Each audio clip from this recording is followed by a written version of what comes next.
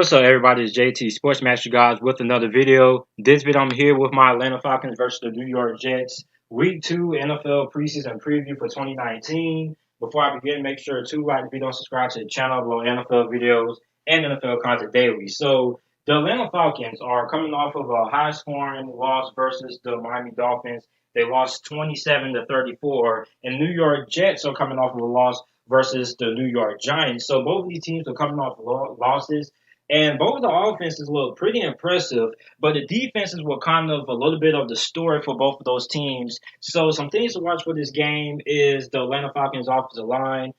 I like what I saw of the Atlanta Falcons offensive line against the New York Jets, and they were a lot better than how they looked in the Hall of Fame game. And I'm still going to be keeping my eye on their offensive line, still want to see where they're going to be at and how good they're going to be. Then I'm going to be looking at their halfbacks. Their halfbacks played really, really well versus the Miami Dolphins, in my opinion. They had a couple of guys who had some good plays and had a solid game. Then I'm also looking at the back of the quarterback position. You got Matt Schaub there, who looked way, way, way better than how he did a couple of weeks ago in the Hall of Fame game versus the Denver Broncos when he went like 4 or 14 passing. He was terrible, man. So then you got Matt Sims, who got a little bit of action as well. Didn't really do anything noticeable, but he still has a lot of room to improve. So this backup quarterback job is still up for grabs, but as of right now, it looks like Matt Schaub is going to have the upper hand when it comes to that. Then for the New York Jets, we're going to be looking at their halfbacks.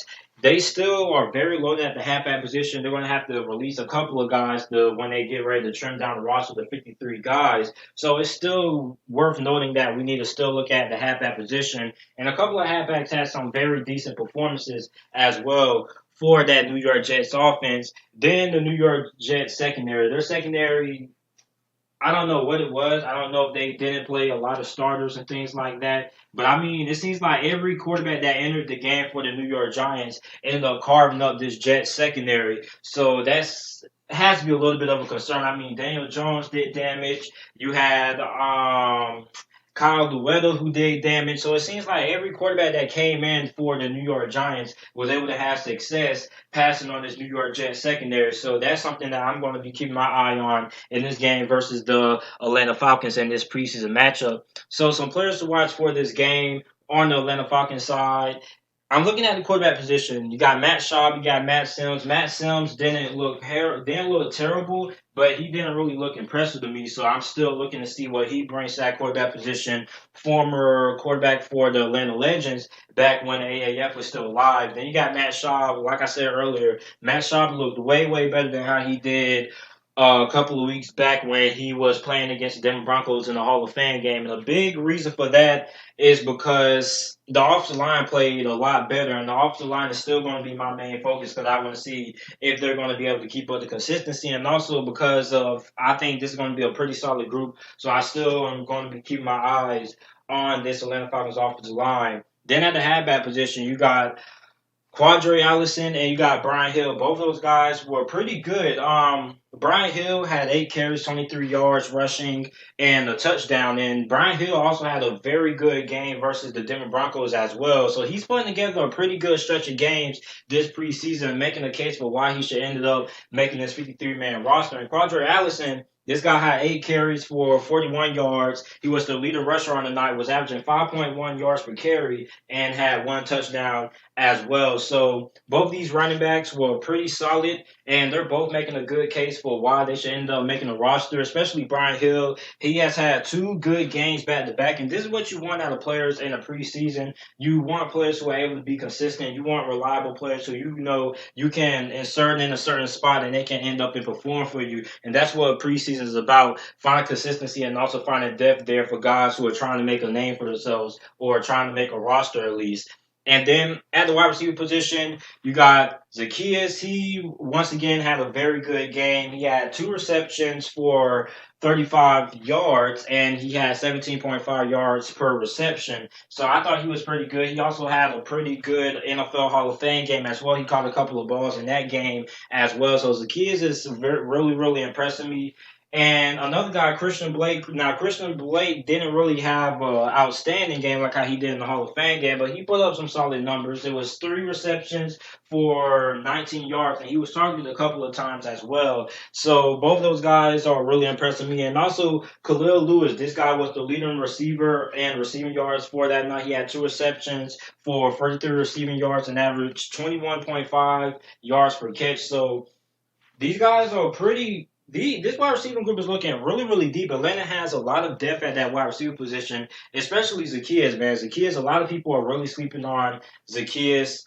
This guy was very good when he was playing for the University of Virginia back in college. So I'm still going to be looking forward to seeing if he's going to be able to keep up the solid preseason performance. Then I'm looking at the defensive end position. So you have Austin Larkin. Now, Austin Larkin had 5 tackles and a sack, so he was really, really good that game. And linebacker Jermaine Grace just continues to put on a show this preseason so far. Had a very good Hall of Fame game. In this game against the Miami Dolphins, he ended up having 3 tackles and 1 interception. So he's looking to be a very good linebacker for this Atlanta Falcons defense. And he plays exactly like Deion Jones, the starting linebacker, the former Pro Bowler who they have on the roster right now. They play exactly alike. Although we know Deion Jones is a better player, but you can see the similarities there. They're both very fast, both very good in coverage, and both solid tacklers as well. So both of those guys are really similar. So Jermaine Grace is another guy to keep watching because he has had a very impressive preseason so far for the Falcons.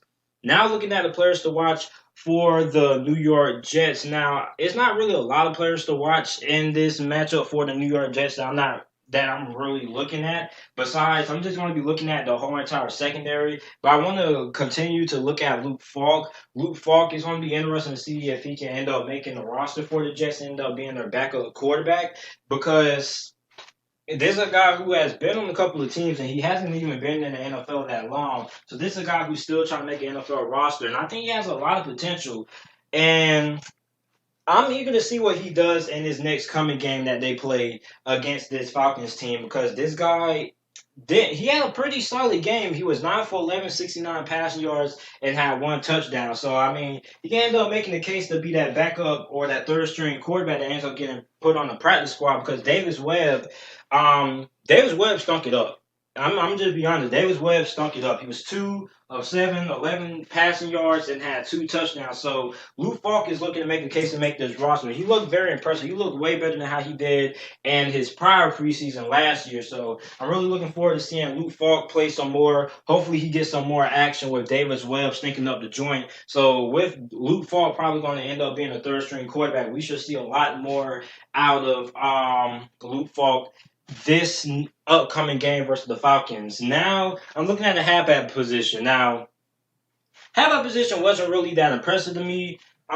T. Cannon was their leading rusher with 9 carries, 20 rushing yards. But Elijah McGuire had a very solid game, not because of what he did on the ground. He wasn't really that impressive when it came to running football. He only had 6 carries for 13 yards, but he was the leading receiver during that game versus the New York Giants. He had 6 receptions, 38 receiving yards. He averaged 6.3 yards per catch and also caught a touchdown as well. And when you have a team like the New York Jets, when you have a halfback like Le'Veon Bell, you want a halfback that's going to be able to come in, give him a break, and also be a complimentary piece to him. And Elijah McGuire was very good catching the football. I didn't even know he was that good when it came to catching the football out of the backfield and out wide. I didn't really think he was that good, but he is starting to prove a lot of people wrong. And I think this guy could actually end up making the roster. Well, he's actually proving me wrong, but I actually think this guy can end up making the roster. I didn't really think he was going to do a lot to make the roster, but he's really impressing me so far when it came to his hands in that game versus that New York Giants defense.